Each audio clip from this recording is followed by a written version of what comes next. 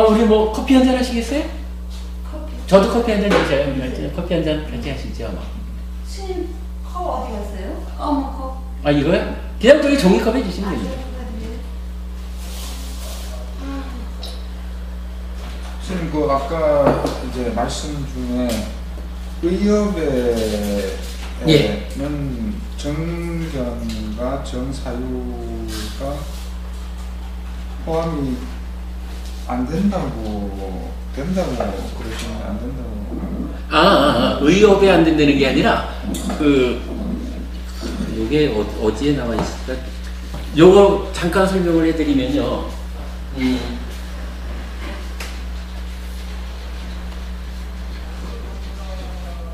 찢다가 있고, 찢다에 이제 샀냐?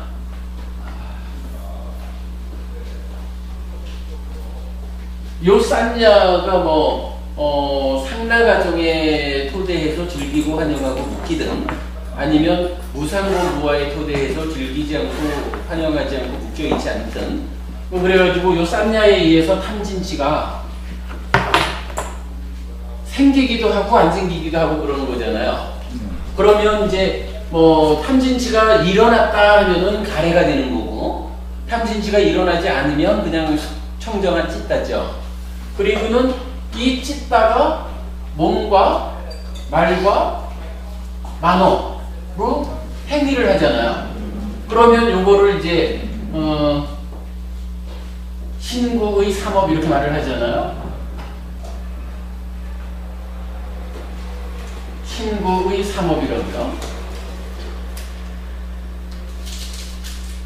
그런데 그럼 이제 여기 이제 보통 보면은 쌌냐, 그러니까 상이 있고 상 이후에 만호, 그러니까 몸과 말과 만호의 행위, 신구의 삼업이 있다. 그러니까 이렇게 뭐라 해요? 말하자면 하여간 쌌냐, 그 다음에 의업, 만호로 행위하고 나면 몸과 말로 행위한다 이렇게 되는 거죠. 신업,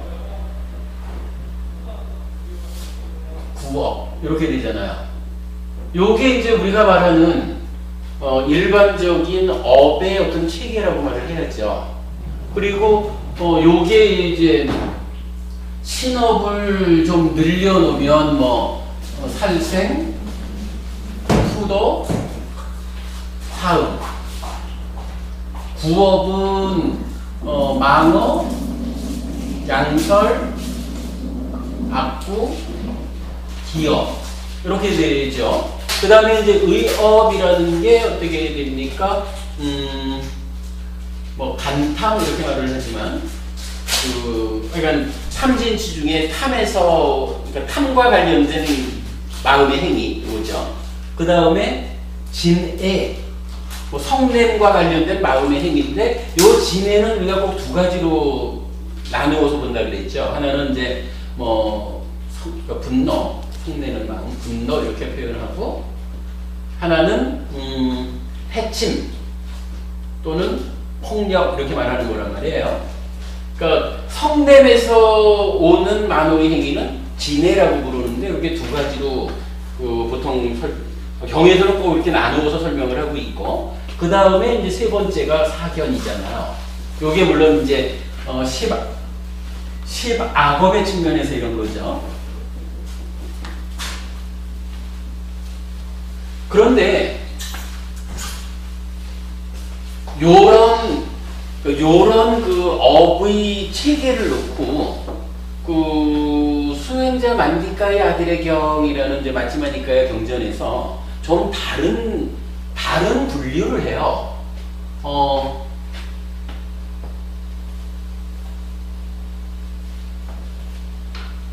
여기 살생투도 사음 망어양설 악구기요. 그러니까 신업 구업 요 부분을 8정도로 치면은 이제 정업 요래 되고, 하나 더 이제 정명까지 해가지고서 이제 일상적인 생활까지도 보는 거죠. 요거를 실라라고 해서 요게 이제 그냥 실라 요래 하면 요게 개잖아요.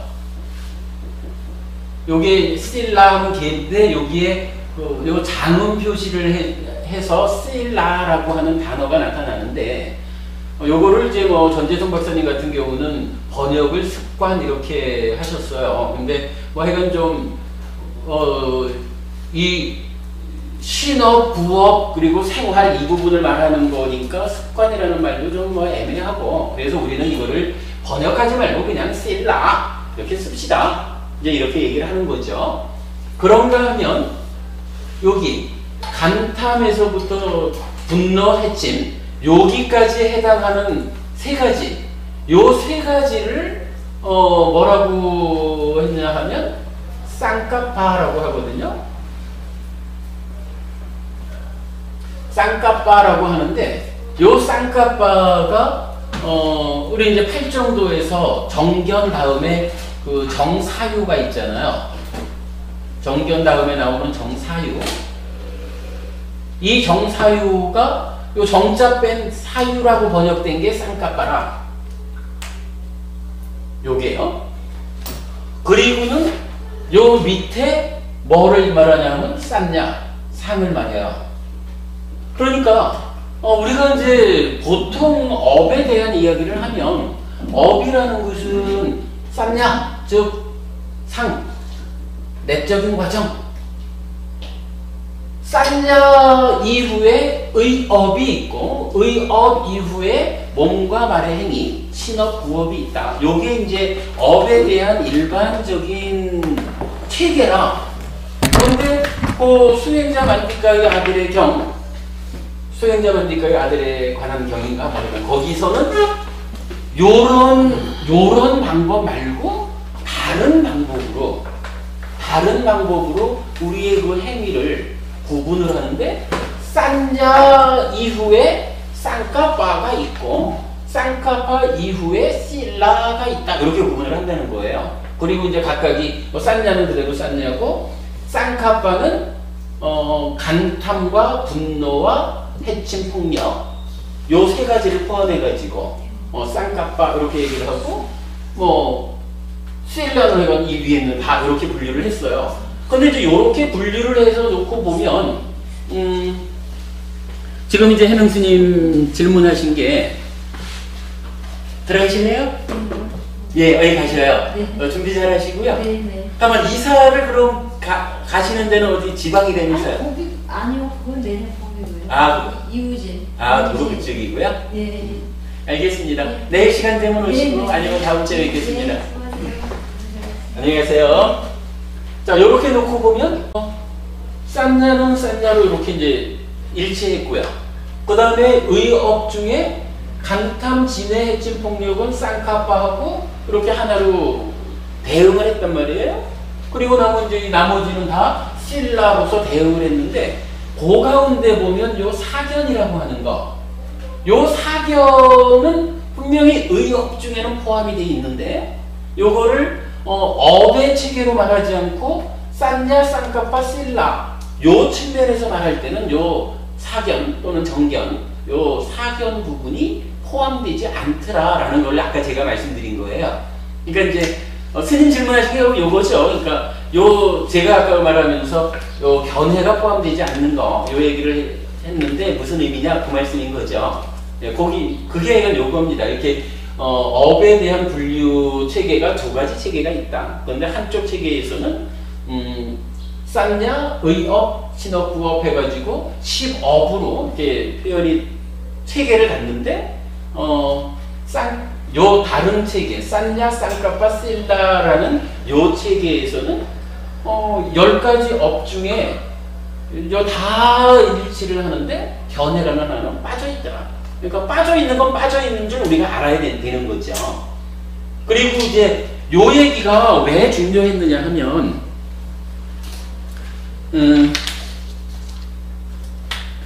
제가 왜 청성교도소 다녀온 이야기 여러 번 했잖아요. 그러니까 우리 마음이라는 게 업을 어떻게 짓느냐에 따라서 마음이 만들어지는 겁니다. 그러니까 시계 머문 뭐 그 얘기하면서 행위를 바꾸십시오. 교도소 있는 재소자 부모님들 보고 행위를 바꿔가지고 행복해지십시오. 이러니까 나중에 그 교도관한 사람이 저한테 말하기를 스님 오늘 립 서비스 하셨지요? 아니요. 에이, 교도소에는 스님만 오시는 게 아니라 사회학자들도 옵니다. 사회학자들은요, 행위를 하나, 습관 하나를 바꾸는데 만 번의 연습이 필요하다. 이렇게 말을 합니다. 근데 우리 재소자 부부님들이 스님 말씀대로 행위를 바꿔가지고 행복해지자 라고 한다는 게 만 번의 연습을 통해 가지고 하나의 습관을 바꾸는 이 일이 재소자 부부님들한테 현실적인 일이니까 이렇게 저는 공격을 한 거죠. 뭐 나쁜 공격은 아니지만 설법에 대해서 반드시 책임을 져야 되는 거죠. 제가 할 말이니까. 그 말씀을 딱 듣고는 제가 이렇게 말을 한 거죠. 법부님께서는 사회학자와 부처님을 같은 수준으로 보지 마십시오. 사회학자는 그냥 행위를 행위대로 볼 뿐이지 부처님처럼 싼야에 의어 신어 부어 이런 체계로 이것을 달리 싼야에 쌍까빠에 실라로 이런 체계로 보지 못하는 것 같습니다. 부처님은 우리의 행위를 내적인 데서부터 쌍까빠 실라라고 구분을 하고 이 상태에서 이러한 행위, 몸과 말의 행위, 실라를 바꾸자! 이럴 때 그래, 이거를 연습을 통해서 바꾸자라고 하면 사회학자 말씀대로 만 번의 연습이 필요할 거고 사실 그게 쉬운 일이 아닐 겁니다. 그런데 부처님은 만 번의 연습을 통해서 바꾸는 것보다 아주 효율적인 방법을 가르쳐 줍니다. 그 방법이 뭡니까? 실라, 이런 몸과 말의 행위를 바꾸자! 제어하자라고 할 때는 한 단계 아래에 있는 쌍까빠를 바꾸라. 예를 들어서 내가 욕심내고 분노하고 폭력적이고 이런 생각이 내 안에 들어있으면 내 몸과 말의 행위가 일반적으로는 오개를 지키느라고 애쓰지 않는 한 내 속에 가득 차 있는 대로 욕심나면 훔칠 거고 화나면 한 대 칠 거고 이러면서 살지 않겠습니까? 그런데 그거를 겉에 드러나는 몸과 말의 행위를 연습을 통해서 바꾸자라는 것은 참으로 힘듭니다. 그러나 그것을 어떠한 적정한 방법이 있다면 그 방법을 동원해서 한 단계 아래에 있는 내 마음속에 욕심을 줄이고 내 마음, 그러니까 간탐이지, 욕심과 관계되는 만호의 행위 요거를 줄이고 성냄과 관계되는 만호의 행위 요거를 줄이고 그러면 마음속에서 달라지면 몸과 말의 행위는 저절로 달라지는 겁니다. 이거 만 번의 연습을 통해서 바꾸는 일은 참 어렵겠지만 적절한 방법이 있다면 만호의 행위를 바꿔내는 일은 쉽습니다. 그래서 저는 재소자 부부님들 보고 행위를 바꿔서 행복하십시오, 행복해지십시오라고 말한 것이 립서비스가 아니라 부처님 가르침의 중요한 교리입니다. 이렇게 말을 했어요. 물론 이건 마찬가지죠. 쌍까빠 자체도 내가 성내지 않는 사람이 되겠습니다 라고 한다고 해서 그렇게 되나요? 맘만 먹는다고 되는 건 아니지? 그러면 쌍까빠를 바꾸자 라고 할 때는 어때요? 쌍까빠 자체를 바꾸는 일은 또한 어려운 거지만 쌍까빠보다 한 단계 아래에 있는 쌍야를 바꾼다. 우리가 요만큼이라도 시간만 있으면 안착 그래가지고 호흡을 보면서 들어올 땐 들어오는 줄 알고 나갈 땐 나가는 줄 알고 이러면서 만호를 싹디로 제어하고 찌떡을 쏴마디로 제어하고 윈야나를 빤야로 제어한다. 이런 사념초 사마타 윗바사나 수행을 한다라고 하는 게 뭡니까? 결국은 가장 내면에 있는 요 쌍야를 제어해서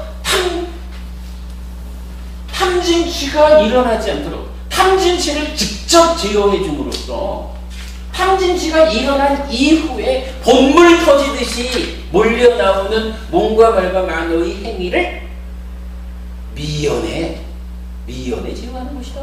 그거 하는 거죠. 그러면 방법을 몰라서 그렇지 적절한 방법만 안다면 한 단계 아래를 제어함으로써 삶의 문제를 풀자라고 하는 것은 아주 효과적인 방법인 거죠. 이게 사회학자하고 부처님하고의 수준 차이인 거죠.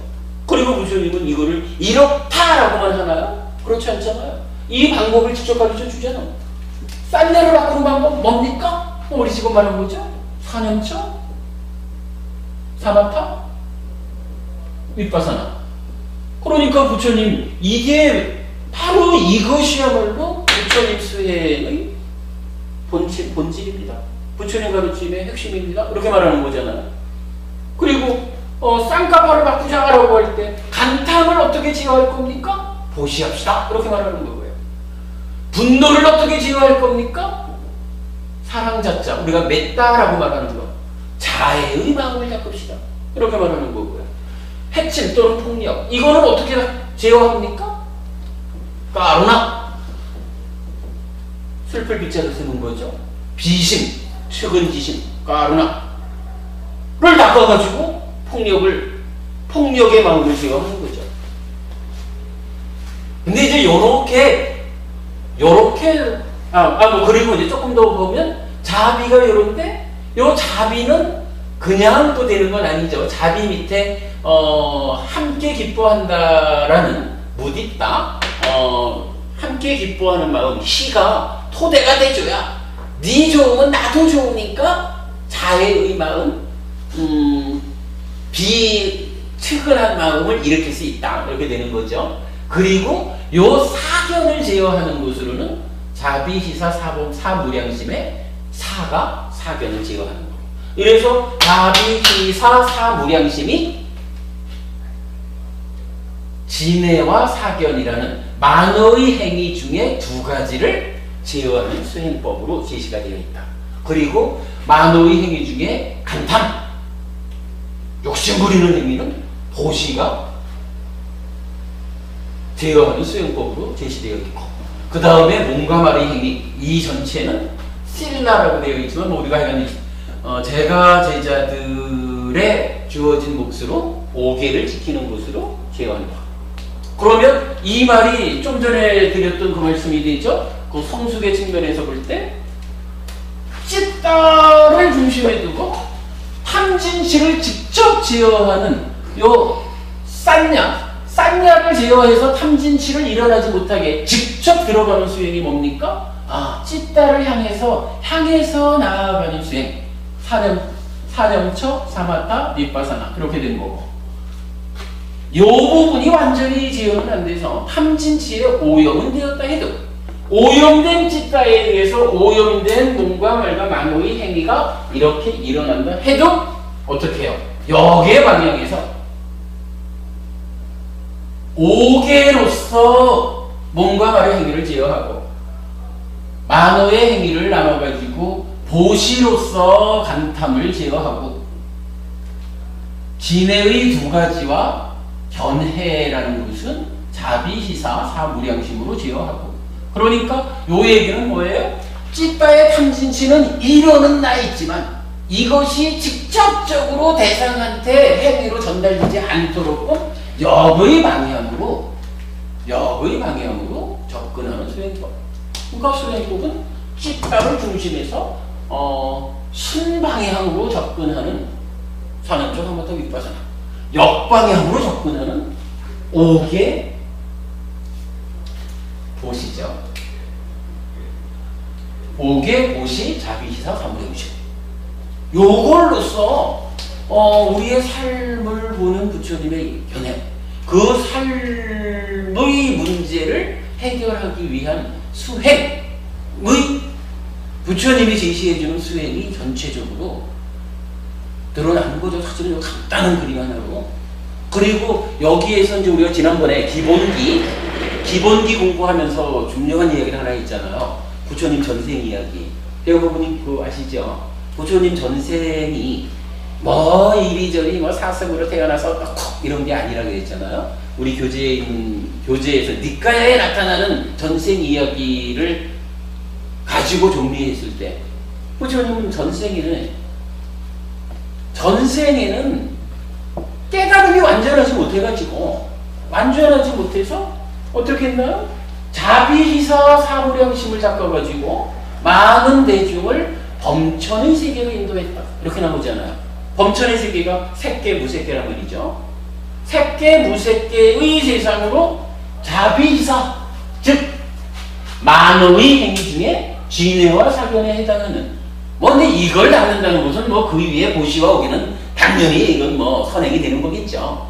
이 자비희사 사무량심을 닦아가지고 대중을 색계 무색계 범천의 세상으로 인도했다. 그런데 지금은 열반으로 직접 인도하는 가르침을 전한다. 이랬단 말이에요. 지금이라는 것은 이제 부처가 된 상태잖아요. 완전한 깨달음을 성취했잖아요. 완전히 깨달은 상태 부처가 된 지금은 내가 전생에는 깨달음이 부족해서 자비희사 요걸로 여기까지 그렇게밖에 못했어. 그런데 지금은 열반으로 직접 안내하는 열반으로 직접 안내를 하는데 이 열반이 뭐냐라고 하니까 아까도 알아보았지만 결국 탐진치의 멸진, 완전한 소멸 이렇게 말하는 거잖아요. 탐진치의 멸진이라는 것은 이 얘기예요. 이 방법에 의해서는 이 방법은 탐진치가 일어났다라는 그 상태에서 일어난 탐진치에 의해서 생겨날 수 있는 삶의 문제를 역의 방향으로 제어해 나오는 거란 말이야. 이 탐진치가 행위에서 실제로 괴로움을 만들지 못하도록 밀고 오는 건데 이 탐진치가 24시간 올라온다면 24시간 이럴 수가 있느냐. 이제 이런 측면에 그 한계가 있는 거죠. 근데 어쨌든 전생에까지는 그거밖에 못한 거야. 그런데 부처님이 이제 지금은 열반으로 직접 안내하는 가르침을 설한다. 뭔가요? 탐진치의 멸진. 탐진치가 어디 있나요? 여기 있잖아. 요 탐진치를 멸진한다라는 얘기는 일어난 탐진치를 역의 방향으로 해서는 불가능하다 이거예요. 그게 불가능하기 때문에 전생까지는 색계 무색계 세상으로밖에는 안내하지 못했다. 그런데 지금은 완전한 깨달음을 성취해서 열반으로 안내한다라는 것은 이제 여기 이 부분을 직접 공략함으로써 사념처 사마타 밑바사나라는 수행으로 여기를 직접 공략하니까 어떻게 되나요? 탐진치가 일어나지 못한다. 탐진치가 뿌리 뽑혔다. 이렇게 말하는 거죠. 탐진치가 뿌리 뽑히는 멸진된 상태를 열반 이랬죠. 그러니까 사념처 사마타 밑바사나의 수행법으로 탐진치를 뿌리 뽑았다라고 하면 부처님이 그렇게 말할 수 있죠. 탐진치가 뿌리 뽑힌 그 자리가 열반이니까 이제는 열반으로 직접 안내하는 가르침을 설한다. 타당하죠? 요게 전생까지는 요거밖에 못했다, 하지 못했던 요것을 지금은 한다. 지금은 성취했고 가르치는 것이다. 이렇게 말하는 거죠. 요 내용이요. 결국은 요게 불교의 중심이에요. 요게 불교의 핵심인 거라. 여기에 이제 여러 가지 이야기들이 현실적으로 내가 어떻게 해야 이걸 할 수 있을까 하면서 계속 이제 좀 더 이제 내용들이 붙는 거죠. 요거를 이해하는 게 사실은 불교 공부에서 가장 중요한 거예요. 그럼 지금 이제 해명스님 말씀하신 그 부분은 그렇게 설명을 보고 봐야 되겠죠? 그러니까 요런 두 가지 체계가 있는데 그 중에 요거는 빠져있더라 하는 거고, 다른 경전에서는 이제 요 견해를 씨앗이라고 말하는 데가 있어요. 지금 혹시 그 그림이신지 모르겠는데 어떤 그림에선가 제가 그래 이제 요런 그 업과 셀라 쌍카파 싼냐 요거를 이렇게 표시하면서 중간에 견해 부분에다가 씨앗 이렇게 표시하는 그림이 하나 있는데 씨앗이면은 뭐 이렇게 밑거름이 되는 뭐 이렇게 그 경전에서 뭐라고 설명하냐 하면요. 견해가 나쁘면, 견해가 삿된 견해, 사견, 나쁜 견해를 갖고 있으면 행위도 나빠지기 마련이다. 왜? 씨앗이 나쁘면 열매가 나쁜 것과 같다. 이런 식으로 설명이 돼요. 그렇게 씨앗을 이해하셔야 돼요. 사견하고 저기 평등심 사하고의 관계는 이제 간탐은 뭐 보시하고 또 이제 상관 관계가 되고 진해하고 분노 해침도 자비하고 되는데 사견하고 사하고는 어떻게 우리가 연결되는 거예요? 이제 사견이 어떻게 정의되냐 하면은 이제 우리 저 10가지요 경전에 보면 읽어드릴까요? 그 저기 뭐 업도 믿지 않고 뭐 어머니 아버지도 없고 뭐 이런 견해인데 네. 저기 그 사자하고 사무량심의 사하고의 관계가 어떻게 사로 연결이 되냐? 우선 저는 자비희까지는 분명히 개념이 오는데 사는 좀 어렵더라고. 이게 뭐 평균 평형심 뭐 이런 거 갖는 거 아닙니까? 예. 그러니까 그 평등심이니 뭐 평정심 이렇게 하는 거하고 삿된 견해하고 그 평정심 평형심을 가져서 삿된 견해를 어떻게 없앨 수 있나? 그 부분은요. 그러고 보니까 제가 딱 찔렸네. 저도 그 부분에 대해서 사실은 굉장히 그 의문을 많이 가졌었어요. 그런데 그 사견을 말할 때 결국 제일 핵심적으로는 이 업과 보의 관계, 업에는 보가 따른다 하는 이 부분에 이제 좀 제일 초점을 맞춰서 그 견해의 정견사견을 말하는 걸 같고요. 그 다음에 이 벌일사자 사무량심이 평정하다 어떤 이제 우백가 그러니까 평정이다라고 말을 할 때 이런 그 행위에 대한 부분으로 어떻게 연결이 돼서 사견과 사무량심과의 대비가 되느냐 하는 이 부분이 잘 설명이 안 돼요. 그런데 그 부분을 저는 사실 이제 지금 이 사견과 사무량심이 대응한다라고 설명하는 것은 제가 설명하는 거죠. 아직 다른 데서 이렇게 설명하는 걸 못 봤어요. 그런데 이 부분을 저는 아직 니까야에서 그렇게 딱 설명해 준 거는 못 찾았고요. 그걸 어디에서 근거를 했냐 하면 우리 저기 독성교재의 여기 뒤에 부분에 보면은요 그 사무량심에 대한 개성인가요? 사무량심에 대한 그 저기 개성이라고 개성이 아니고 그 사무량심에 대해서 저기 생각하는 거, 독성하는 거 이렇게 나오는데 사무량심의 충만에 대한 개성이네요. 여기 보면 120쪽이요. 근데 사실 120쪽에 보면 까루나 무디따나고 그 밑에 우백가 평정사 나오죠. 거기에 모든 살아있는 것들은 자신의 업이기에 자신이 업의 상속자이고 업으로 인해 태어나서 업의 굴레로부터 벗어날 수 없으며 업을 의지하여 살아가는 것이라네. 우리는 자신이 짓는 착한 행위이든 나쁜 행위이든 그 결과는 자기 자신이 받아야만 하네. 해가지고 요 우백가 평정을 업과 연결지어서 설명을 하고 있어요.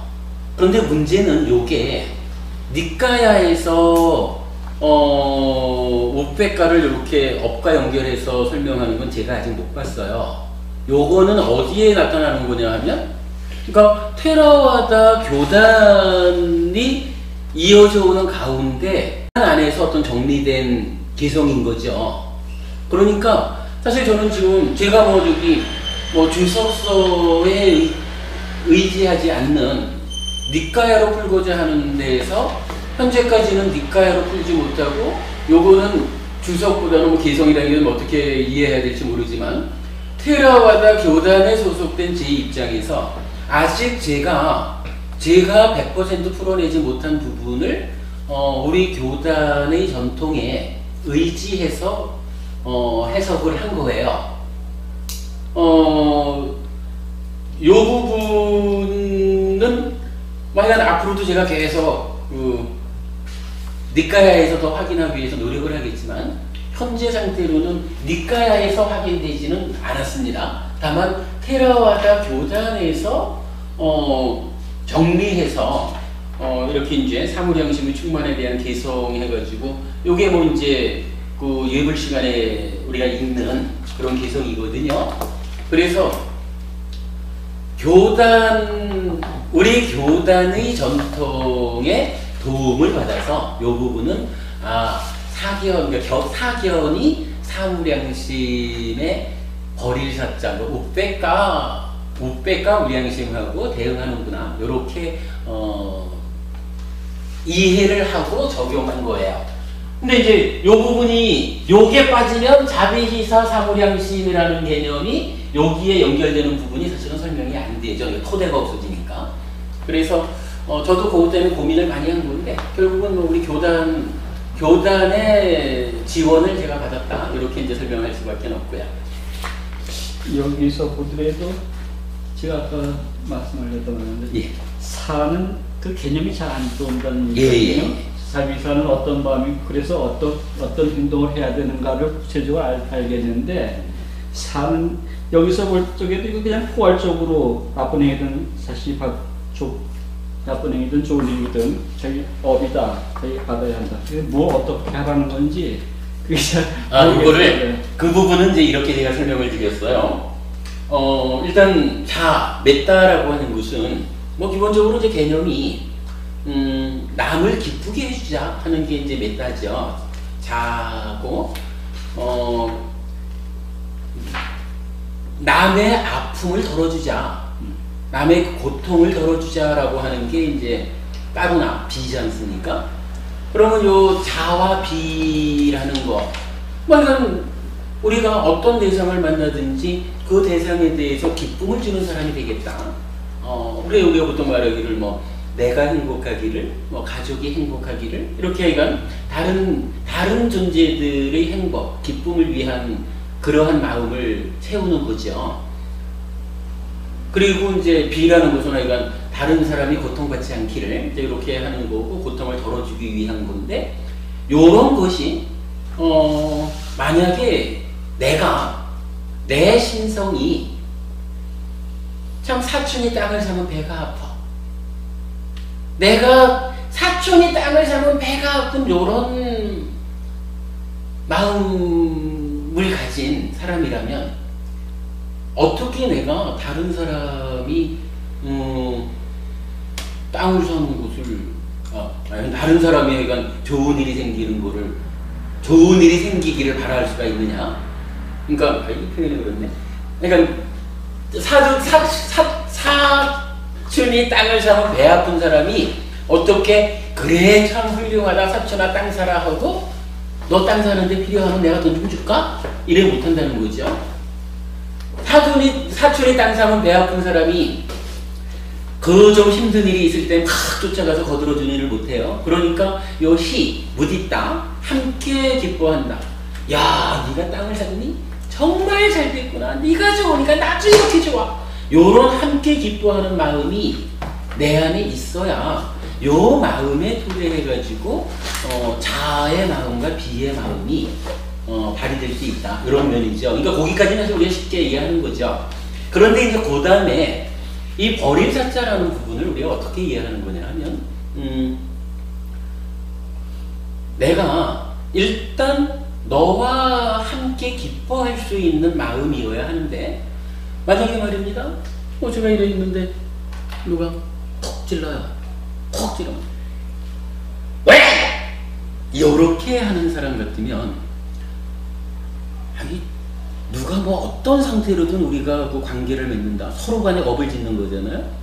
서로 간에 업을 짓는 가운데에서 그냥 너의 억지음에 내가 영향을 받아가지고 버럭 화내고 사람이 뭐냐 뭐 요런 사람 요런 관계에서의 억지음에 대한 그런 접근을 하는 사람이 과연 함께 기뻐하는 시심을 가득 채워가지고 그 바탕에 자신 비심이 일어날 수 있느냐? 아니면 누가 나를 콕 찔렀다 해도 내가 좀 불편하다. 그러나 찔린 상태에서 불편하다고 하는 우리 보통 말하는 첫 번째 화살은 이미 맞은 거다. 그러나 여기서 내가 버럭 화를 내면 일단 나를 찌른 행위는 우리가 이제 업에 대해서 얘기를 하는 거죠. 나를 찌른 행위는 너의 행위니까 너의 몫이고 나는 찔렸다라는 조건 때문에 1차적인 아픔이 일어났는데 1차적인 첫 번째 화살을 맞은 상태에서 나는 그냥 끝내고 내 안에서 2차적인 화살, 두 번째 화살을 만들어만 아프지는 않겠다 하면서 나를 찌른 행위는 너의 행위니까 너의 업에 대한 결과는 네 몫이다. 네가 나를 찔렀다고 해서 내가 거기에 반작용으로 버럭 화나는.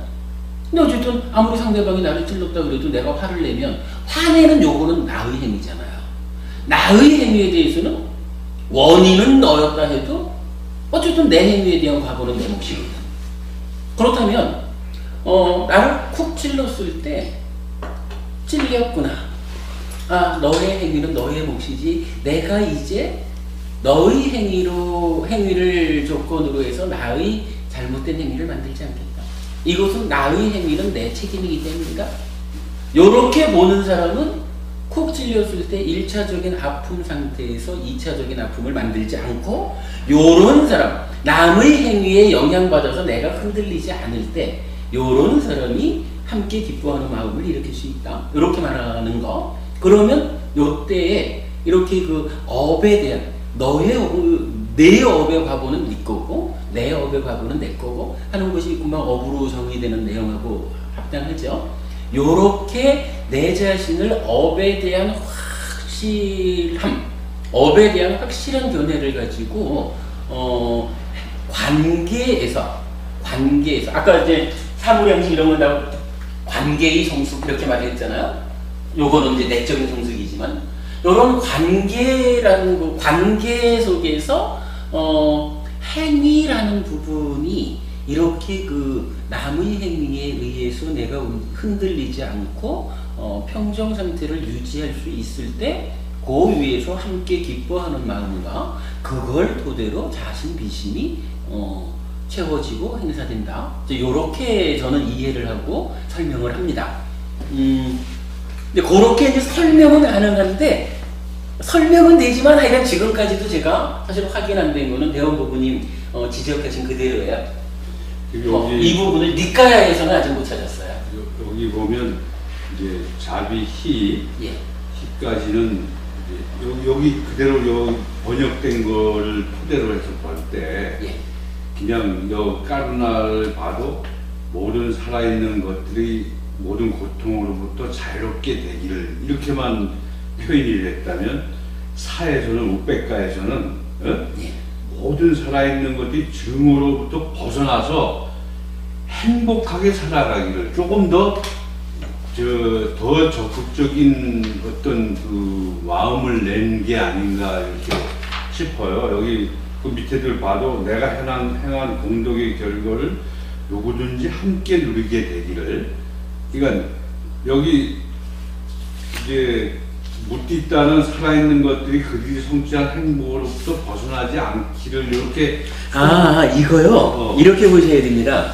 요 앞장에서부터 시작해서 앞장에 이제 인도자가 한다마양 브라흐마 위하라 파라나 까로마세 하거든요. 이제 우리 모두 사무량심을 충만되게 실천하는 기성을 독성합시다.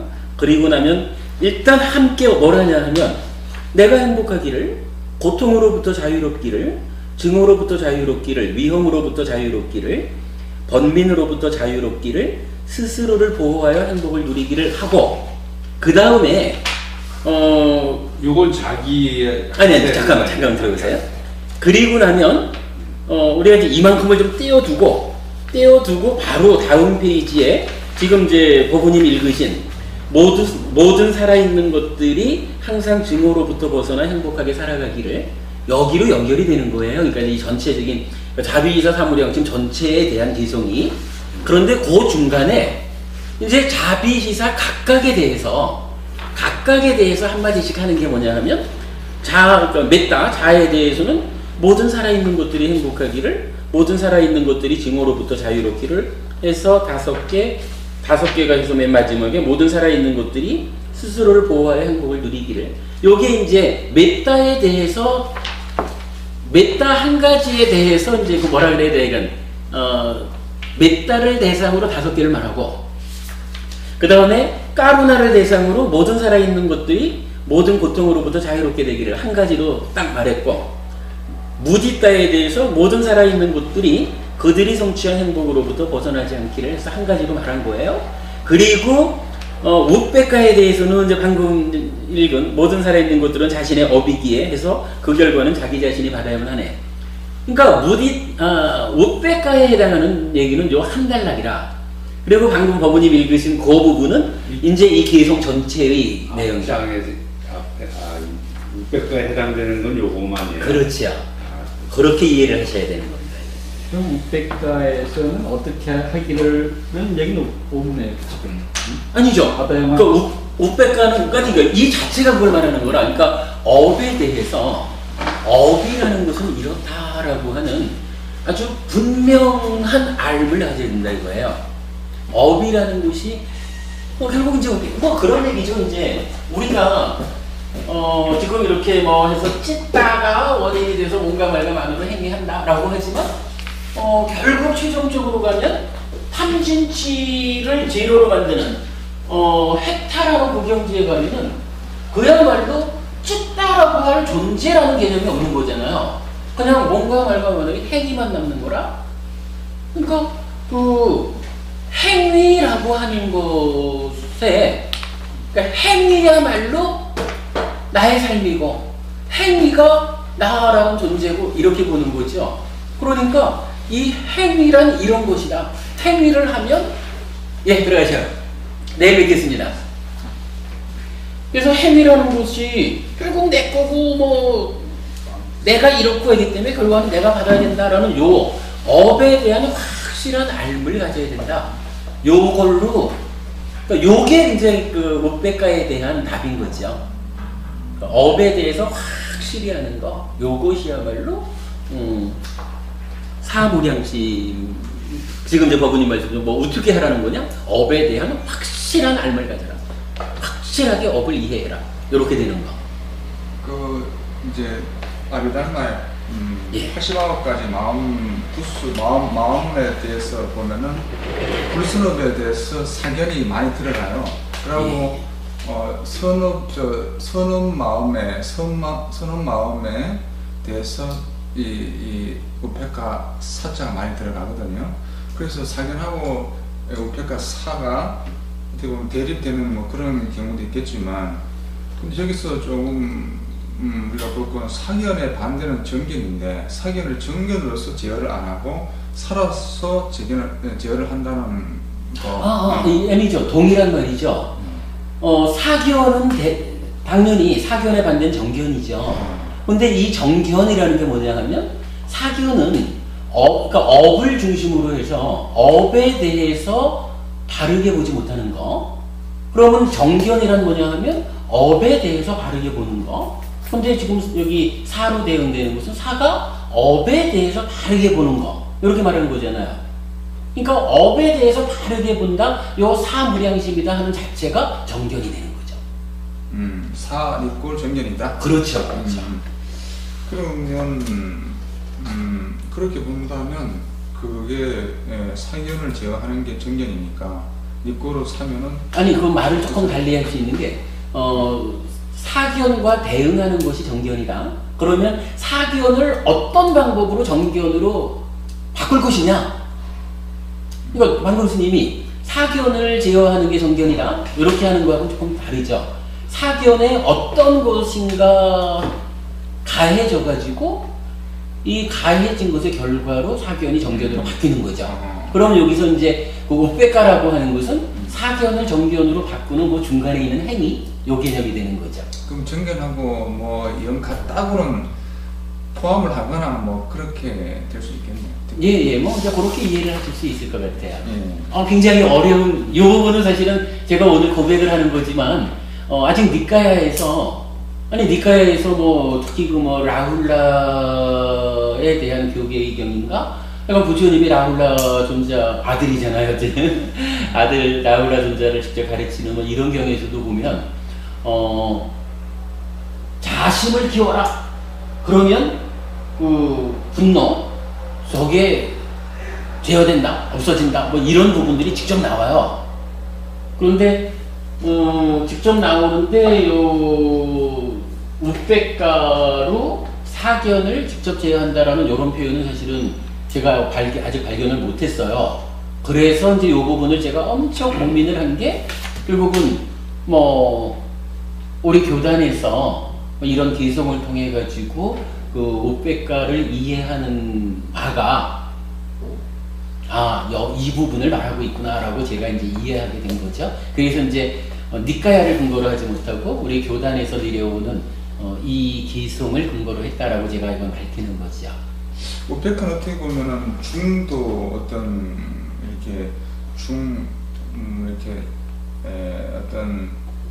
예, 안경이 끼지 않은 상태에서 보는 거니까 그대로 볼 수 있으니까 예. 어떻게 바로 볼 수 있는.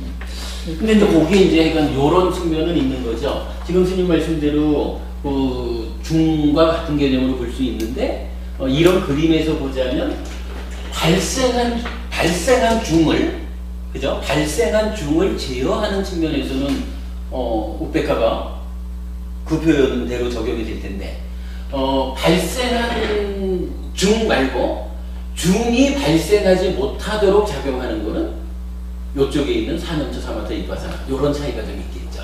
그러니까 중에 대해서 양쪽 방향에서 접근한다.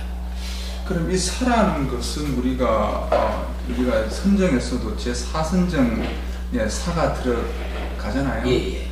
그러면 이 사라는 것은 선정에도 들어가는데 그럼 이 사가 우리가 아라한이 됐을 때 또 사가 마음이 되는 걸로. 저기 아까 우리가 그 성숙에 대한 그림을 봤었죠.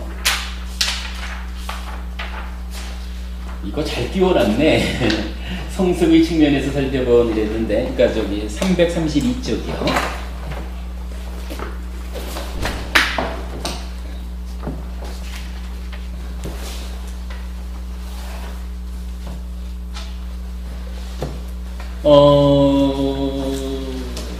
이게 경전을 안 적어놨구나. 수행의 근거를 제시하는 경전이 있는데, 그 경전에서 보면은요, 그러니까 자심을 닦으면 어디까지 갈 수 있느냐 하면 깨끗함, 이렇게 표현이 돼요. 근데 이 깨끗함이라는 말이 어떻게 이해해야 될지 잘 모르지만, 일단은 우리가 제4선을 말할 때, 이제 그 깨끗함이라는 말을 대표적으로 해요. 그러니까 사념 청정 이렇게 말한단 말이에요. 그러니까 제3선은 사념 락주, 그러니까 우백가와 사띠에 의한 행복에 머무는 이렇게 표현한다면, 제4선은 사념 청정 해가지고 우백가와 사띠의 청정 상태를 이제 말하거든요. 그러니까 깨끗하다, 청정하다라는 것은 제4선을 말한다고 보면, 그러니까 몇 달을 닦는 수행의 공복은 제4선을 성취할 수 있다, 이렇게 보는 거고요. 까루나, 비를 닦는 수행의 공복은 이제 무색계로 올라가서 공무변처를 성취할 수 있다, 이렇게 나오는 거예요. 무디따, 희를 닦으면 식무변처까지 성취할 수 있다. 그리고 우백가를 닦으면 무소유처까지 성취할 수 있다. 근데 요거는 사마타 수행 쪽에서 접근하는 거죠. 그러니까 삼매가 깊어지는 거잖아요.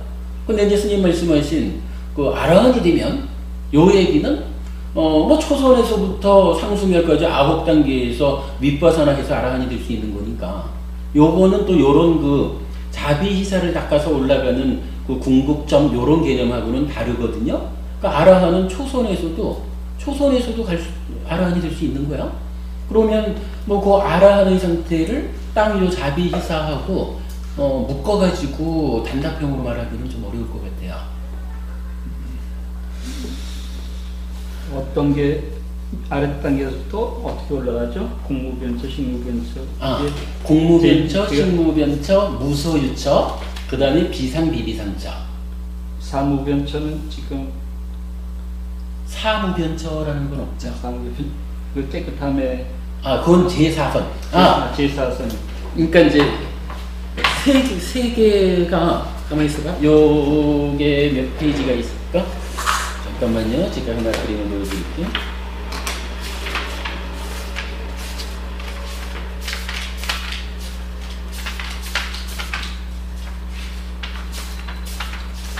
공무변처가 초선인가요? 아닙니다. 저기 공무변처부터는 무색계거든요. 무색계 1선, 2선 무색계 선으로 가는 거예요. 저기 222쪽 한번 보셔요.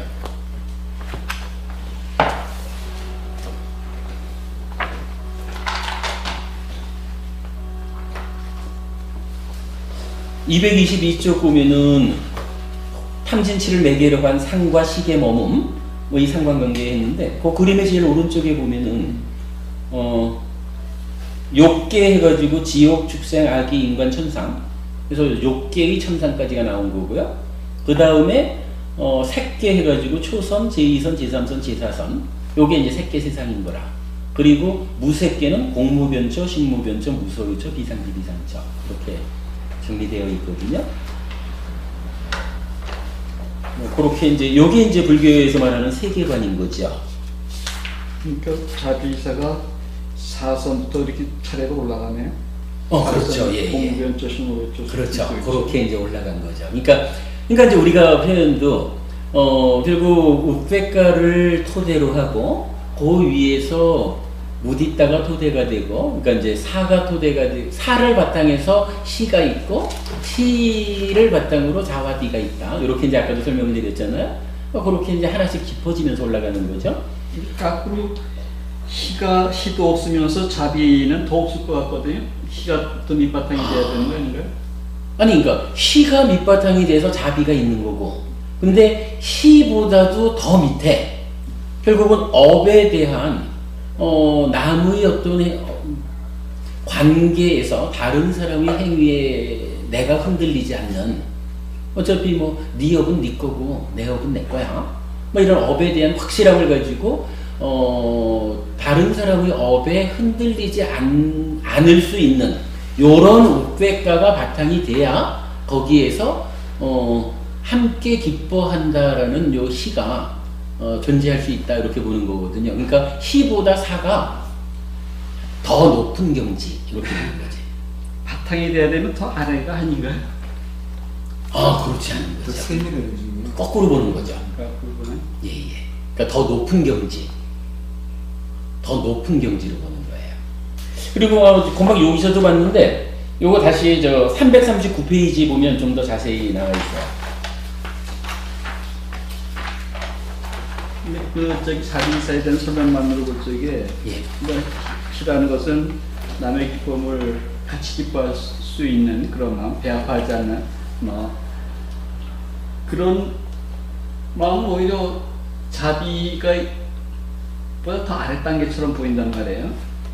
아니, 그거는 아래 단계처럼 이버부님께서 이해를 하고 계시는 거고, 저는 이버부님하고 이해가 달라서, 그 자비가 있으려면 시심이 있어야 된다, 이렇게 자비라는 것보다 한 단계 더 높은 수준에, 근데 이제 더 높다라는 거를 지금 버부님하고 저하고 달리 보는 거예요. 그러니까 요것이 있어야만 그 위에 자비가 일어난다라는, 요렇게 보니까 자비가 있으려면 그 자비보다 더 밑에 자비의 바닥에 시가 있어야 된다. 이러니까 시가 더 낮아야 되는 거 아니냐 이러는데, 그거는 어떤 얘기가 되냐 하면, 그러니까 여기 339쪽을 보겠습니다. 이게 339쪽에 보면 이제 똑같이 그 세계관이 나와 있는데, 지금 이제 법우님 말씀하신 그런 식으로 보려면, 우리가 욕계, 색계, 무색계를 하면서, 욕계, 지옥이고, 축생이고, 악이고, 인간이고, 요런 세상들을 그 색계 세상보다 더 낮은 세상으로 두잖아요? 그런데, 우리가 수행을 통해서 향상하자라고 할 때는 결국은 이런 것들, 나쁜 것들을 하나씩 없애가 버리면서 좋은 것들이 드러나는 게 되잖아요. 그러면 더 바탕이 된다. 이것이 그러니까 나쁜 것 측면에서는 당연히 이제 더 나쁜 것이 바탕이 돼서 이제 아래쪽에 있다 이렇게 말할 수가 있지만, 나쁜 것을 제거하고 좋은 것을 드러나게 하는 측면에서는 더 좋은 거는 나쁜 것이 하나씩 제거되어 갈 때 드러나는 거. 그래서 토대가 된다라고 하는 것은 요런 우리 이제 색계, 무색계, 욕계, 색계, 무색계라는 이런 세계관의 입장에서 보면 이것이 토대가 된다. 좋은 측면에서 토대가 되는 것이다 라고 하는 것은 한 단계 더 훌륭한 경지에 있다. 이렇게 봐야 되는 거죠. 이 설명이 좀 어떨지 모르겠는데, 우리가 이제 미세하고 거친 거가 있는데, 거친 거를 끌어나가야 또 미세한 게 끊어지고. 그렇죠. 그렇게도 밑바탕이 좀 미세한 거거든요. 그래서 밑바탕을 끊으려면은 거친 거를 없애고 밑바탕 끊기가 더 힘든 거니까, 이게 또 이게 선정으로 보면은 사선정 위로 올라가는 거죠. 더 이렇게 세밀하게 끊어가는 거니까. 일단 이제 그래서 그 자비희사가 지금 이제 그러니까 법우님께서는 그거 좀 애매하다라고 말씀을 하셨지만, 일단 경전상에서 부처님이 말씀하신 거로는 자보다 비가 높고 비보다 희가 높고 희보다 사가 높다 이렇게 지금 표현을 하고 있잖아요. 그러니까 그냥 분명하게 말하자면은 지금 법우님하고 저하고 요 자비희사의 레벨을 보는 견해가 다른데, 부처님이 설명해 준 바를 딱 기준으로 놓고 한가로 하자 이러면은 제가 맞는 거죠. 그러니까 이제 신께서는 일반 대중들한테 설법을 하실 때, 그러니까 어떤 타당성 있게라든지 또는 이렇게 공감을 받게 말씀을 해주셔야 되잖아요. 예. 네. 그러니까 제가 보는 견해를 뒤집어줄 수 있게 말씀을 해주셔야 되는 것이지. 예, 지금 그게 안 되고 있는 거죠. 그러니까 일반적으로 자비사를만 볼 적에는 사가 있어야지 그 다음에 위에 뭐 희심도 생기고, 희심이 있어야지 뭐 자심이나 비심도 나오지 않는가라고 이렇게 이제 받아들여진단 말이에요. 예, 그걸 이렇게 한번 제가 설명을 해볼게요. 그 부분은 오늘 이해가 안 되더라도 나중에라도 또 오늘 드러났기 때문에 나중에 이해가 올 때가 있을 겁니다. 물론 이제 그러기도 한데, 그냥 간략하게만 한번 이런 부분이 타당할지 모르겠어요. 지금 저 법우님이 이해해. 지금 계속 이제 세계관을 가지고 우리가 얘기를 하잖아요. 욕계, 색계, 무색계. 세계관으로 보면 욕계, 색계, 무색계 이렇게 이제 말을 하고 있는데, 갈수록 더 높은 세상이죠. 올라가는 세상인데, 요거를 좀 다른 측면에서 보면 내 마음이 탐진치에 오염이 되어 있다. 그런데 내가 어느 만큼 오염이 됐느냐, 요 측면으로 한번 보면요, 욕계 세상은 이렇게 볼 수가 있는 거예요. 그러면 대략 크게 나눠가지고 나라고 하는 존재, 어쨌든 나라고 하는 존재도 상나가정인, 즉 존재에 대한 오해에 속하는 거죠. 그러니까 이것도 약간 탐진치의 하나란 말이에요. 나라고 하는 존재에 대한 무지, 뭐 이런 걸로 해가지고, 그래도 아무리 뭐 어떻다 해도 그래도 나는 나대로 있잖아 라고 하는, 나를 놓지 못하는 뭐 이런 탐진치의 수준이 있어요. 그런가 하면 또 어떤 수준은요, 몸과 마음, 요 몸이라고 하는 거를 그래도 나는 몸과 마음이 합해져서 나잖아. 나는 분명히 이 몸도 나잖아. 뭐 이렇게 생각할 수가 있겠죠. 그런가 하면 또 어떤 경우는 내가 살아가면서 이제 마음도 당연히 있고 여기에 몸도 당연히 있고 이렇게 해서 내가 구성이 돼 있는데 여기에다가 이제 이건 뭐 욕심이라고 대표하지만 이제 좀 거친 탐진치, 뭐 실제로 행위에 적용되는 탐진치 이렇게 말할 수가 있죠. 그러면 이렇게 놓고 볼 때 여기 조금 보완할까? 여기를 몸과 마음이라고 했으니까 여기는 일단 몸에 대해서는 가진 물질, 나는 물질에 대한 거는 초월했어. 이러고 마음 거의 어쨌든 물질에 대해서는 초월을 했지만 나라고 하는 존재의식을 갖는다라고 하는 것은 그 생각하는 자체, 마음을 나라고 보는 거겠죠. 요렇게 이제 좀 얼마나 탐진치가 강해지느냐, 탐진치가 두꺼워지느냐, 요런 측면으로 말할 수가 있죠. 근데 요게 지금 어떻게 표현되는 거냐 하면, 사실은요, 요 욕계라고 하는 세상이 어떤 세상이냐 하면, 까마라 그래서 아까 얘기했었죠. 외적인 대상, 눈, 귀, 코, 혀, 몸으로 감각되는 색성향, 미촉이라고 하는, 따지면 이거는 내 밖에 있는 모든 물질 세상이거든요. 요 세상에 대해서 욕탐을 일으키면, 욕탐, 외적 대상에 대한 욕탐을 까마라고 하는데, 욕계라고 하는 세상이 바로 까마다투 해가지고 외적 대상에 대한 욕탐을 삶의 동력으로 살아가는 세상, 이렇게 표현을 할 수가 있거든요. 그건 뭐냐 하면은 요 몸과 마음이 난데 실제로 살아가면서는 몸과 마음 이렇게만 살아가는 게 아니라 모든 좋은 건 다 내 거 하고 싶은 요런 욕탐을 가지고 살아가는 세상이라는 거예요.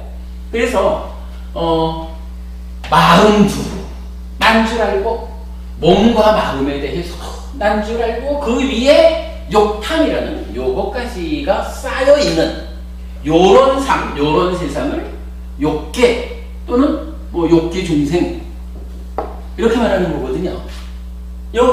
이해되시죠? 그런데 이제 수행을 해가지고 초선을 성취했다. 그럼 초선이라는 경지가 어떻게 정의 되냐 하면 초선은 이 까마로부터 벗어나는 거예요. 초선이 윗닭과 윗자라가 있는 삼매 이렇게 정의가 되지만 그 초선을 설명하는 말의 첫 번째가 뭐냐 하면 까마로부터 벗어난다 이렇게 나오는 거거든요. 그러니까 까마, 즉 요 욕심이 없어졌어요. 그러면 요 얘기는 마음, 몸, 욕심이라고 하는 세 가지 상태는 이제 없어진 거라. 그러면 색계라고 하는 초선 해가지고 색계를 성취했다라고 하는 세상은 어떻게 표현할 수 있냐 하면 요래 해가지고 몸과 마음 이제 욕심 어떤 욕탐 이런 거는 없지만 어쨌든 요 몸까지도 몸과 마음으로 구성된 요 나를 나라고 생각하고 요거는 그래도 나지 요렇게 이제 물질인 몸까지를 붙잡고 있는, 그래서 요 몸이 이제 물질이니까 우리가 색 이렇게 표현을 하는 거거든요. 그러면 요 바닥에는 당연히 마음이 스스로를 나라고 하는 요거는 또 깔려 있는 거죠.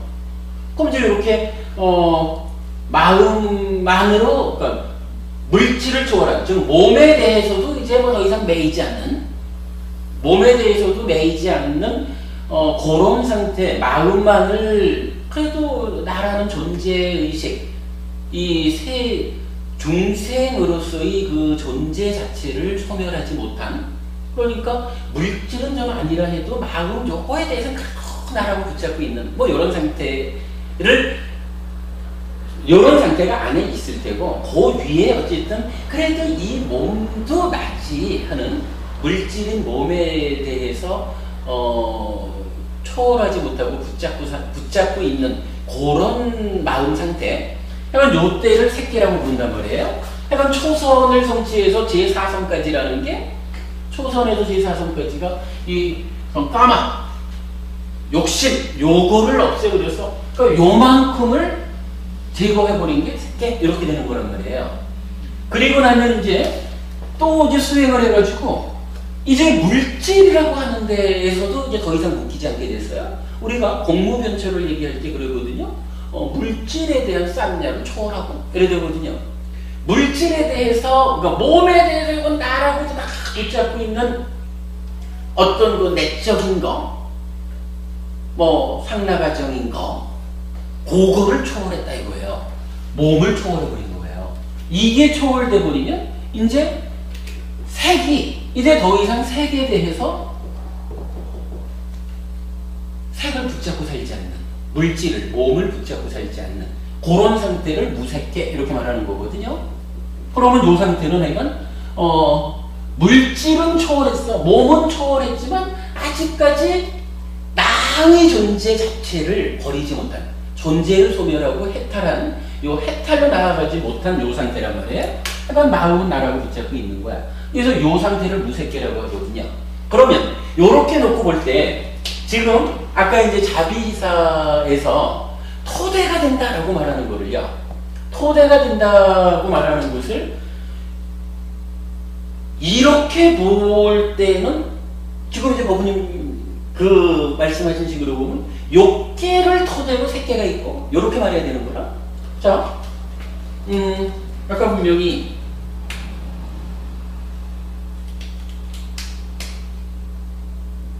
제4선, 색계 중에 제4선 여기를 자로 대응을 시켰잖아요. 무색계 올라가서 공무변처 여기를 비로 했고, 식무변처 여기를 시로 했고, 무소유처 여기를 사로 궁극이다 이렇게 이제 표현을 하셨거든요, 부처님이. 그러면 요게 법부님 말씀대로 시가 바탕이 돼서 자비가 있으니까 자비보다 시가 아래래야 되는 거다 라고 하는 말이 맞는 말씀이에요. 맞는 말씀인데 이 그림을 이런 욕계, 색계, 무색계라고 하는 그 삶의 수준이 낮다 높다 요렇게 말하는 3계의 수준에 적용해서는 타당치 못하고, 이 욕계, 색계, 무색계가 갖는 의미가 뭐냐 라고 할 때, 욕계는 이런 무색계적인 나, 색계적인 나, 그리고 욕계적인 나, 요것이 무색계적인 나를 토대로 해서 색계적인 나가 있고 그 위에 욕계적인 내가 있는데 아직 내가 욕계적인 삶을 살고 있구나 이렇게 보는 거죠. 요런 식으로 우리가 설명을 하자면 분명히 여기에 사가 있고 여기에 시가 있고 여기에 비가 있고 그리고 요 색계 여기에 자가 있단 말이에요. 요렇게 그림을 그러니까 이쪽에다 그리는 게 아니라 이쪽에다 그려놔줘야 지금 어머님 말씀하신 대로 아무래도 자비라는 것이 시를 토대로 하니까 시가 자비보다 아래에 있어야 되지 않느냐 라고 말씀하시는 게 타당한 거죠. 그러니까 요 자비희사가 있을 자리를 요렇게 어느 수준으로 정의되는 중생이냐, 그래서 내가 살아가는 동력이 얼만큼이냐 요렇게 그려놓은 상태에서 자비희사를 갖다 대고 아래 위를 구분을 하면 법부님 말씀이 타당하죠. 뭐 당연히 그래야 되는 거고. 근데 이거를 우리가 이제 사실 욕계, 색계, 무색계라는 것은 우리가 좀 생각을 하자면 따지자면 욕계에서 벗어나가지고 부처되는 건 아니잖아요. 아라한되는 거. 욕계, 색계, 무색계 결국은 이 위에 뭐 색계에서도 뭐 갈 수 있는 거지만 어쨌든 이제 세상으로 보면 욕계, 색계, 무색계라고 하는 이 3계를 벗어난, 그죠? 벗어난 여기에 아라한이 되는 거잖아요. 그러면 이거랑 이거랑이 방향이 다른 거라. 그런데 그러한 다른 방향에서 아래 위를, 그죠? 다른 방향에서 아래 위를 적용하니까 지금 이제 버부님하고 저하고 간에 그 일치하지 않은 부분이 있는 거고요. 그랬을 때 이제 뭐 사실 뭐 버부님께서 무서운 말씀을 해주신 거예요. 제가 법사라면 당연히 공부하는 버부님께서 이해하실 수 있도록 설명해 드려야 되는 의무가 있습니다. 굉장히 어려운 부분이었지만 저는 이렇게 설명을 지금 그 이해시켜 드리기 위해서 이제 설명을 하는 건데 사실 이게 굉장히 어려운 내용이긴 합니다. 하지만 뭐 버부님 공부 많이 하신 분이니까 이해하실 수 있지 않을까 싶은데 하여간 뭐 요렇게 올라가면서 요께 새끼 무슨 얘기냐, 그 삶의 동력이 구성되기를 요께는 세 단계를 다 쌓고 있고, 근데 요게 지금 표면화되어 있고 나머지는 내재된 상태로 있으니까 요 표면에는 요것 때문에 내가 요께 중생으로 사는 거고, 요건 떨어져 나가도 요거는 내재되어 있고 요게 표면화돼서 색계 중생이 되는 거고, 거기에서 이것까지 떼내면 그 자체로 요것만이 남아서 표면화된 거고, 그리고 이것까지 떼내버리면 헥타에서 아라한이 되는 거고, 그렇게 이제 요런 방향이 있죠. 그러면은 버부님께서 지적하신 부분 중요하죠. 예. 그리고 자비희사가 이렇게 토대가 되어서 올라가는 그 부분이 타당하다고 저도 생각이 듭니다. 그거 이렇게 설명을 드리는 것이 합당해 보입니다. 어떠신지? 거기 아까 그 이제 사견이 이제 쌍카페 안 들어간다고 하셨는데, 네. 그러면 그걸 그냥 안 들어간다라고 우리가 알고만 있고 왜 안 들어가는지 몰라도 되겠습니까? 그 부분은 제가 아직까지 설명을 못 해냈습니다. 일단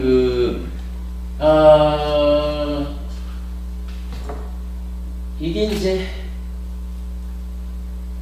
저도 이제 그 부분에 대해서는 계속 관심을 갖고 있기 때문에 아까 그 자리에다가 씨앗이라는 표현까지도 이제 넣어봤던 거고, 그런데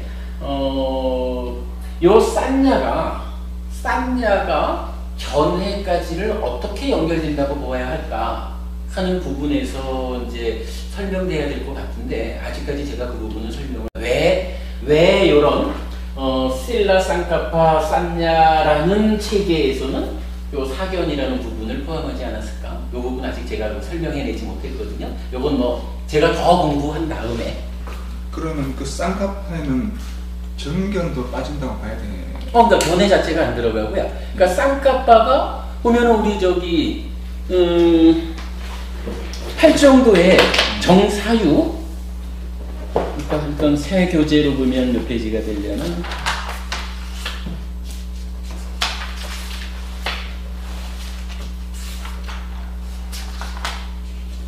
예, 바른 사유, 정사유가 69쪽이네요. 69쪽에 보면 비고들이여 무엇이 바른 사유인가? 비고들이여 그것은 확실히 탐욕이 없는 사유. 그래서 넷감마 쌍까뻐, 악의가 없는 사유, 부야빠다 쌍까뻐, 해치지 않으려는 사유, 위행사 쌍까뻐, 이렇게 세 가지가 나타나거든요.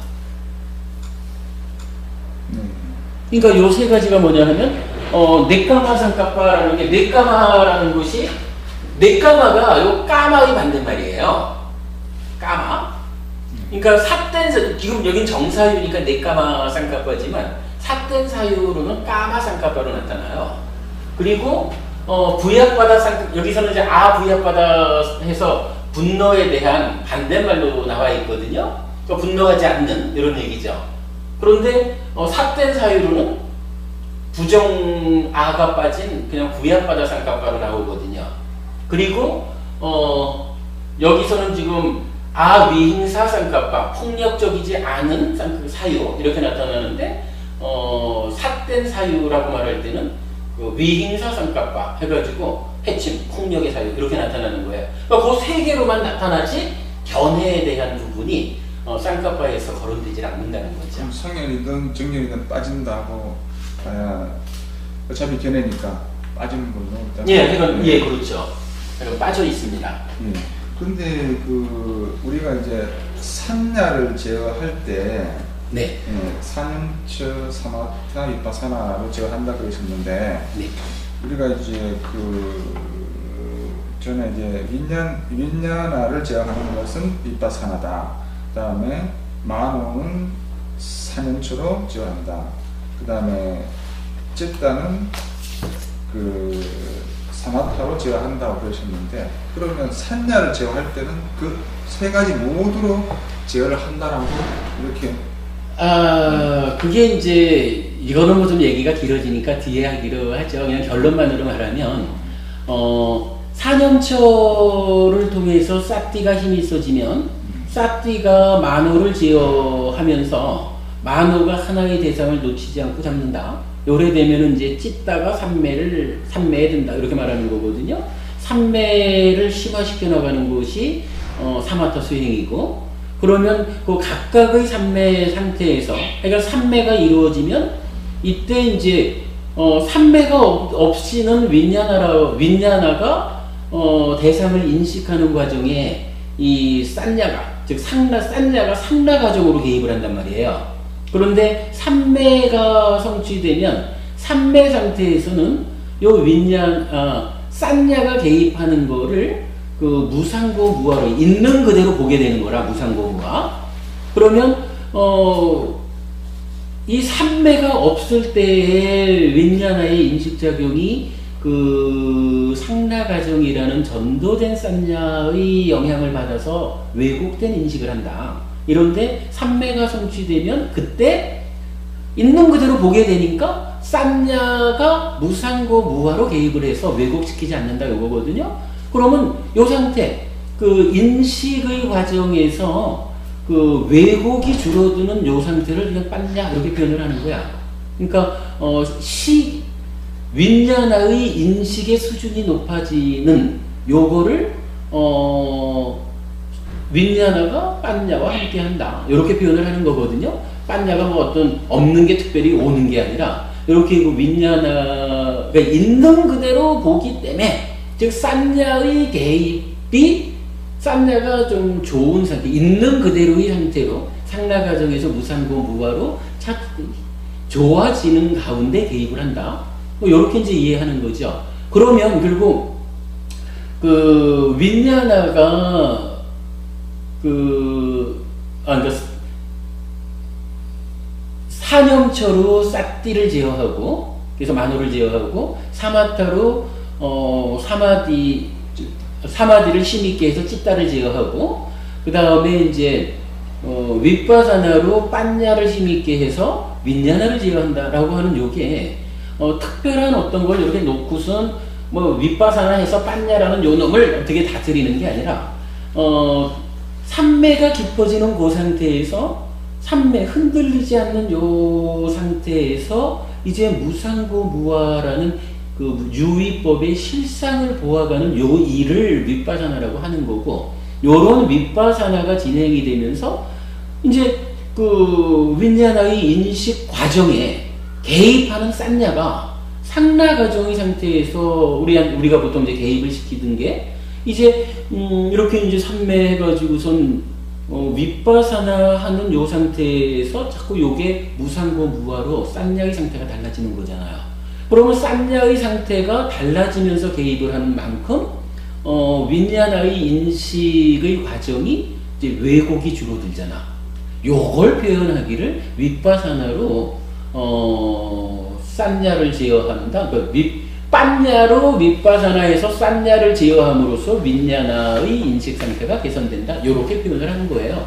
그럴 때에 탐진취가 일어나지 않는다. 이렇게 되는 거거든요. 굉장히 어려운 부분이긴 하지만 사실은 그게 이제 핵심이지. 근데 요런 빤냐로서 윗바사나를 하자라고 하면 이게 그냥 한순간 내가 윗바사나 할래? 이래서 되는 게 아니잖아요. 어서 오셔요. 어쨌든 그 빤냐로서 윗바사나를 하기 위해서는 그 앞 단계에서 사마디가 성취되어야 그 사마디 상태에서 보는 요게 이제 빤냐가 생겨난다고 말하는 거니까, 즉 윗바사나 빤냐 윗바사나 요 상태가 진행이 되려면 그 앞에 사마디가 생겨나야 되고, 요 사마디를 좀 더 좀 더 깊은 산매에서 보면 더 잘 보이겠죠. 그건 이제 사마타라고 말하는 거고. 근데 일단은 요 사마디가 생겨나려면 어떻게 해서 사마디가 생겨나느냐 하니까 호흡을 본다. 들어올 땐 들어오는 줄 알고 나갈 땐 나가는 줄 알고 뭐 이러면서 놓치지 않고 붙잡는 요 훈련을 사념처라고 하잖아요. 사념처 수행을 통해서 사띠가 힘이 있어지는 거고, 사띠가 만호 보고 떠나면 불러. 만호야 딴 데 가지 말고 호흡 보자. 요렇게 불러오는 요 사념처 수행에서 사띠를 힘있게 해서 만호가 제어되는 요게 시작이 되어줘야 요게 이제 어느 만큼에서 놓치지 않는 상태가 유지되면 그때 사마디 이래 되는 거죠. 그러니까 사념처 사마타 위파사나는 과정적인 거지만 사실은 하나인 거죠. 이게 사념처 없이 사마타 위파사가 갈 수 없고, 그렇죠. 사념처 없이 사마타 위파사나 갈 수 없고, 그렇다고 사념처 해가지고 싹띠가 힘이 있어졌다 해도 그 상태에서 빤냐 그래가지고 상나 과정을 무상고 무화로 바꾸는 이 바꿔서 바로 보는 요 빤냐의 기능이 작용해주지 않으면 이거는 사마타로 해서 올라는 거지만 벗어나는 해탈하는 일로는 못 가는 거잖아요.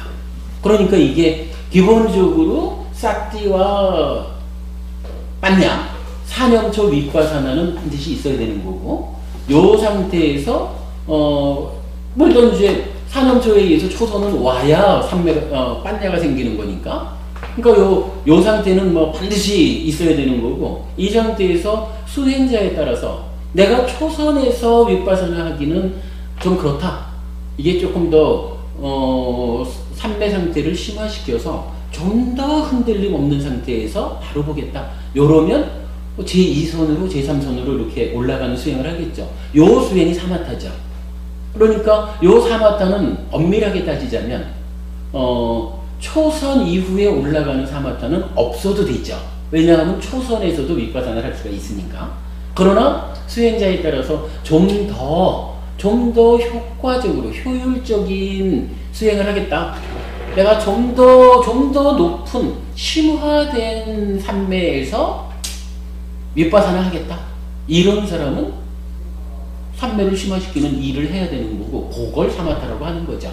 근데 이건 이제 부처님 생각은 초선에서도 가능은 하지만, 예를 들어서 이제 사리푸타 존자가 말하는 그 양면해탈경 뭐 이런 경우에 그 몇 개의 경전에서는 아예 표현이 그래요. 초선에서부터 쭉 올라가서 구차제정 그러잖아. 상수멸까지 가야 상수멸 이후에 윗바사나에서 깨닫는다. 이렇게 설해지는 경전까지 있을 정도로 초선에서 윗바사나에서 깨닫는다라는 게 가능은 하지만 사실은 뭐 삼매의 수준이 낮다라고 하는 것은 있는 그대로 보는 수준이 낮다 이런 거니까. 이제 그렇게 보면은 결국 이제 사념처 사마타 윗바사나가 하나의 수행으로 이렇게 이제 틀이 잡혀지는 거죠. 그 하나의 수행인데 이제 산냐 제어를 빤냐로서만 한다 그러는 것보다는 사마타 위파사나 사념처 사마타 윗바사나 함께 하는 거죠. 예. 이제 물론 빤냐로만 제어한다 해도 틀린 건 아니겠지만 최종적으로 빤냐니까 빤냐가 그러니까 우리가 저도 계속 그 법회 때마다 그 사념처 사마타 윗바사나 요 얘기를 반복하는 게 빤냐가 있다라는 이야기는요. 제가 그 어떤 수행자한테 사실 그렇게도 물었거든요. 빤냐가지요 뭐 막 이러길래 제가 어부님 그 빤냐는 어디서 왔을까요? 그 빤냐가 혹시 원래 있는 건가요? 요렇게 물어본 적이 있거든요.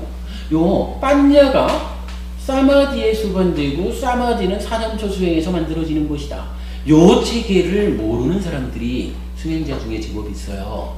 그러면 사실은 열심히 내가 윗바사나 한다고는 하는데 빤냐가 뭐 그럴 것 같으면 뭐 누구나 앉아가지고 나도 지금부터 윗바사나 해서 볼게 이러면 보이나? 안 되죠. 윗바사나로 그러니까 빤냐로 윗바사나해서 싼냐를 제어해서 탐진치를 뿌리 뽑는다 하는 게 말은 맞아요. 그런데 우리가 정확하게 알아야 되는 것은 요 빤냐 윗바사나는 시작점이 아니라는 거. 그 앞에 분명히 사념처 사마타라고 하는 선행 과정이 있다라는 것을 보아야 하기 때문에 사념초 사마터 육바사나라고 하는 수행의 틀, 이 얘기를 제가 반복을 하는 거죠. 스님 오늘 여기 맞히죠? 제가 한 가지 쉬운 질문 하나 드릴게요. 예, 그러세요. 아까 저기 해피 캠페인 하시면서 네. 자살하지 않게 그 얘기하실 때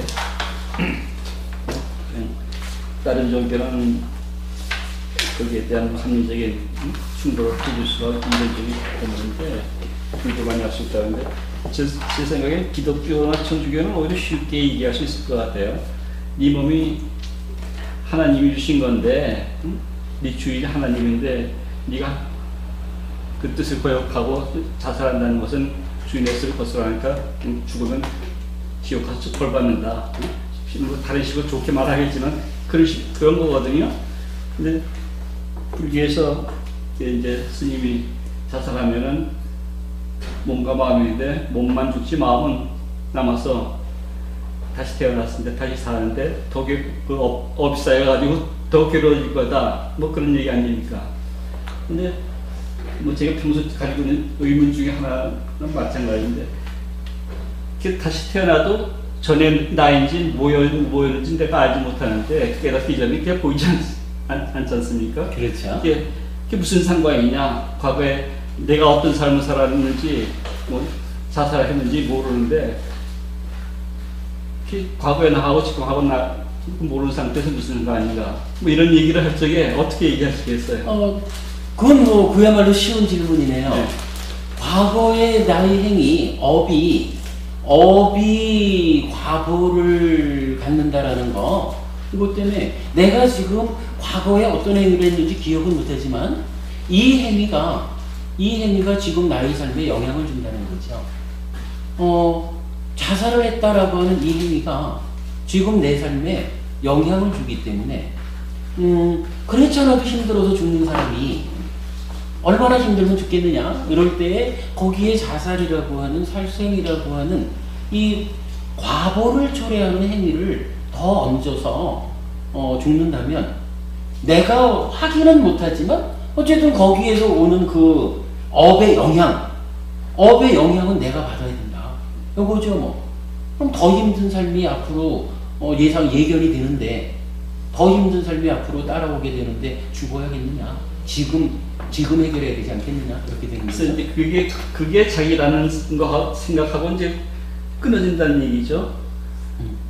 지금 내가 뭐 살고 있지만서도 전혀 내가 무슨 전생에 뭐였는지 아무런 뭐 그런 것이 없었기 때문에 과거 뭐 100년 전에 어디 한국에 누구였을지 모르죠.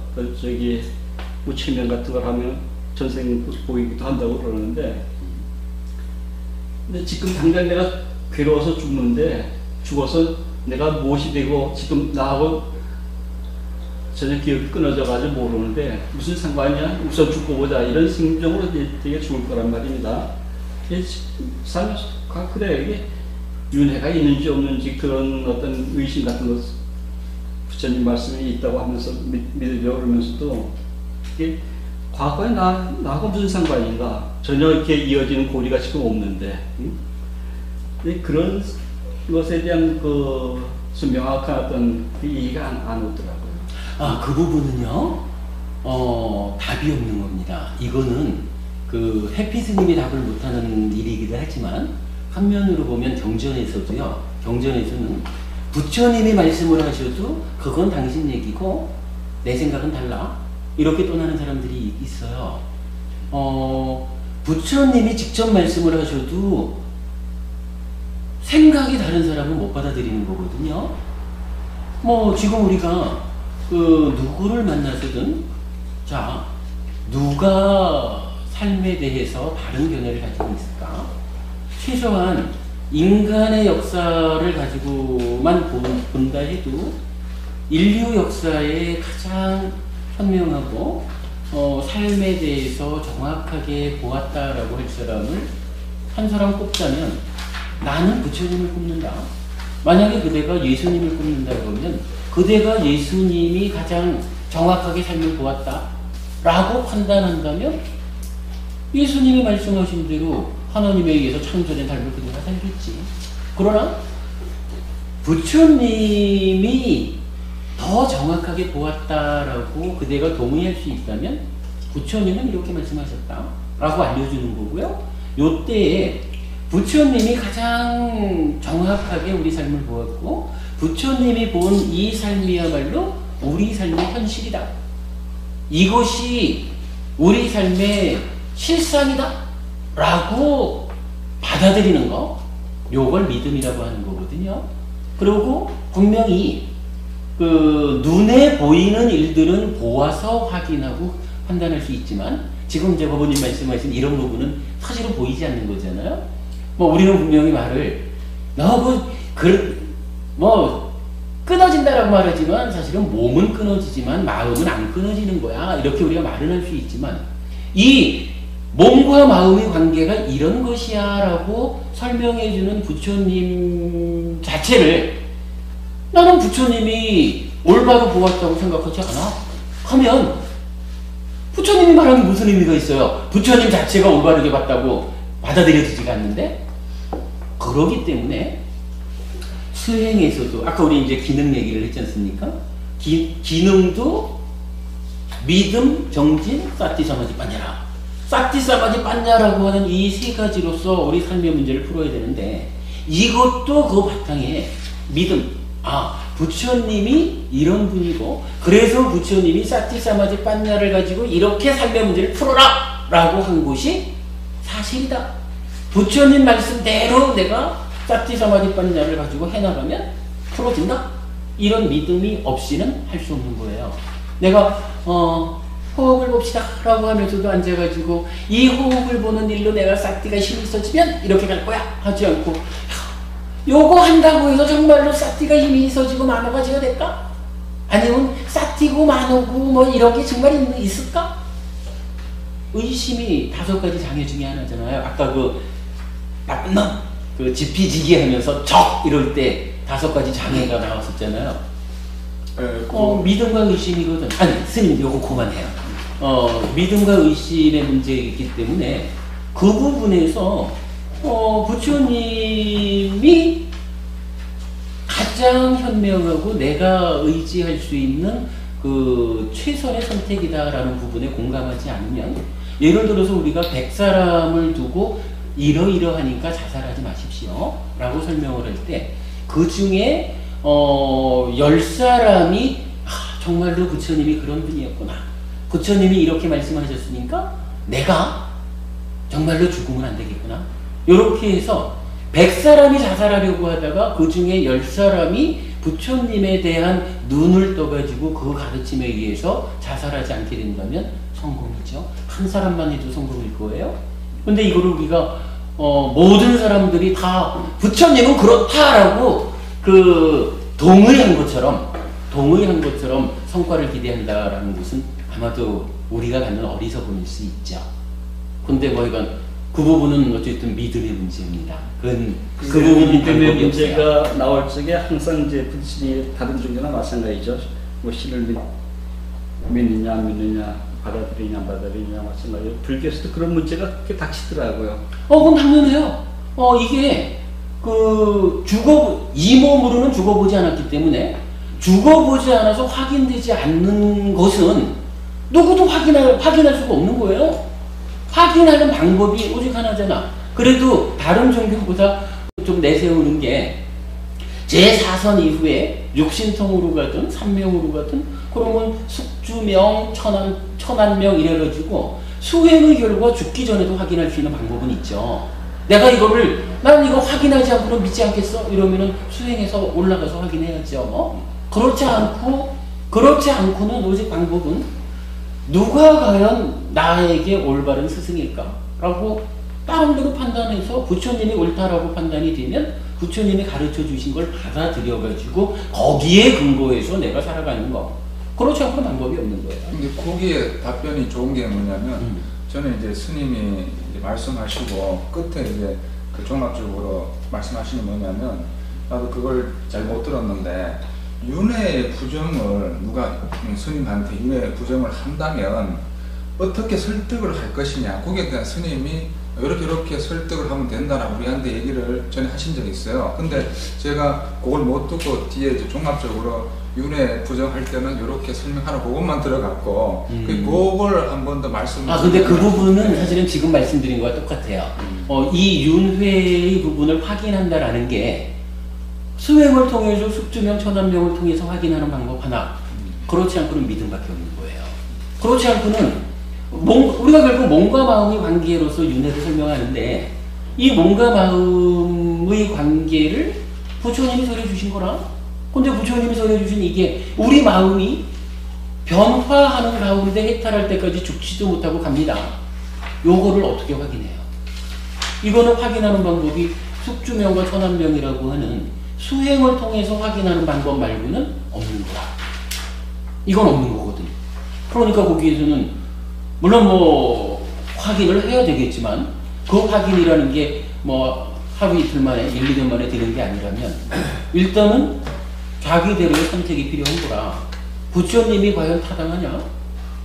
그 부분은 아니라 여러 가지 가르침들이 있는데 여러 가르침을 가지고 보니까 부처님이 거짓말하는 사람이 아니구나. 이러저러한 전체적인 가르침으로 내가 판단할 때 부처님은 삶을 바르게 보았구나.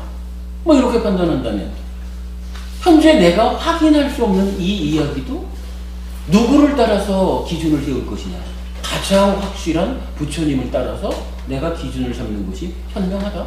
요게 믿음이죠. 요거밖에 다른 방법이 없어요. 왜냐면 확인되는 게 아니거든. 이게 좀 도움이 될지 모르겠는데 저는 경험이 뭐냐면 유도를 제가 했어요. 유도는 이렇게 그 졸도를 시킵니다. 강제적으로. 근데 이제 그 마지막 순간 굉장히 고통스럽거든요. 근데 그 고통 순간이 딱 지나고 나면 자기가 그 살았던 짧은 순간이 쫙 다 조화점처럼 막 다 스쳐요. 그리고 그 순간이 지나면 내가 나를 보고 어디로 가는 걸 봅니다. 이제 그러다 닥쳐서 깨어나는데 영과 영은 분명히 있다는 걸 저는 그때 느꼈어요. 이 영은 마음, 이 육체적인 건 육체와 영은 반드시 분리도 이건 가는구나를 향해서 쭉 빠져나가는 걸 봤거든요. 스스로 느꼈거든요. 어디까지 가는지까지는 다시 나왔는데 저는 그 문제에 대해서 관심이 많아가지고 임사체험에 관한 책도 많이 보고 제 주변에서 임사체험을 겪은 사람도 찾아보고 얘기도 들었어요. 제 동창 중에도 있더라고요. 그런 거예요. 근데 그게 반드시 그런데 저기 그럼 제가 15분 후에 다시 저녁 커피가 시작되거든요. 그래서 오늘 말씀은 여기까지만 하는 거고 이 주제는 사실 끝이 없거든요. 그 지피지견 백전백승이라는 그거 우리가 흔히 하는 얘기인데 원전에는 지피지견 백전불태라고 되어 있거든요. 위태롭지 않다. 위태롭지 않다. 오히려 저는 그게 좀 맞는 것 같아요. 지피지기라도 적이 강하고 내가 약한 걸 알면은 싸워서 이길 수가 없지 않습니까? 피해야죠. 그런데 백전불태. 불태. 위태하다. 위태롭지 않다. 그거 제가 참고하겠습니다. 좋은 지적이에요. 그건 제가 참고하겠습니다. 참고를. 그러니까 지피지기 백전불태. 숙세 무슨 바둑을 두다니 하여튼 백전백승이라고 그렇게 하는데 손자병법의 원전은 그렇다. 그거 중요한 염려듯이. 감사합니다. 그거 제가 분명히 참고하겠습니다. 불태. 이렇게 좀 마치고요. 좀 쉬었다가 달리시는 거는 문제가 아닌데. 그렇죠, 선생님.